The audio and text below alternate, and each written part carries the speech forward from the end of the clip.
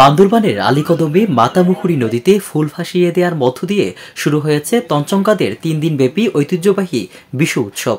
বিশু উৎসবে ফুল বিশু, মূল বিশু ও নয়া বছর মোট ৩ দিন পালন করে থাকে তঞ্চঙ্গা জনগোষ্ঠী।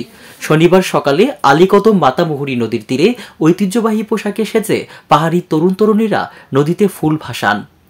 এই দিনে সবার মঙ্গল কামনায় কলা পাতায় ভক্তি শ্রদ্ধা ভরে গঙ্গা দেবীর উদ্দেশ্যে ফুল বাসিয়ে পুরাতন বছরের গ্লানি ফুলে নতুন বছরের শুভকামনা করা হয়। এ সময় ঐতিহ্যবাহী পোশাক পরিধান করে মাতামুহুরী নদীর তীরে ফুল ভাসাতে তঞ্চঙ্গা শিশু কিশোর, তরুণ তরুণী, বিভিন্ন বয়সী নারী পুরুষ ভিড় জমায়। আয়োজকরা জানান, ফুল বিশু দিন বনজ ফুল লতা পাতা দিয়ে ঘরদোর সাজিয়ে ছিমছাম করে রাখে প্রত্যেক তঞ্চঙ্গা পরিবার। সকালে কিশোর কিশোরী, যুবক যুবতীরা ঐতিহ্যবাহী পোশাক পরিধান করে নদীতে ফুল ভাসিয়ে দেয় মা গঙ্গার উদ্দেশ্যে।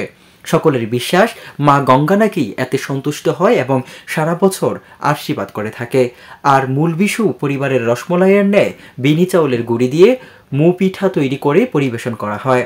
শেষ দিন সমগ্র জাতির শান্তি, সমৃদ্ধি ও অগ্রগতি কামনার লক্ষ্যে বৌদ্ধবিহারে প্রার্থনায় মিলিত হয় তঞ্চঙ্গা জনগোষ্ঠী। ফুল বিশু গমভানা, আজকে থেকে আমাদের ফুল বিশু উৎসব শুরু হলো। ফুল বাসানোর মাধ্যমে আমাদের মূল বিজুর উৎসব শুরু হয়েছে।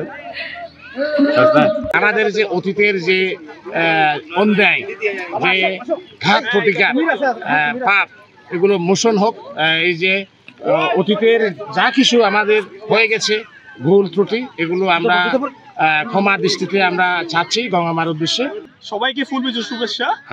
আজকে থেকে আমাদের চাকমা, তঞ্চঙ্গা, ত্রিপুরা মানে অনেক সম্প্রদায়ের ফুল বাসানোর মধ্য দিয়ে আমাদের ফুল বিজু মানে কার্যক্রম উদযাপন হয়েছে, আজকে থেকে শুরু হয়েছে। বান্দরবান থেকে বিপ্লব দাসের রিপোর্ট, আমার বার্তা ডিজিটাল।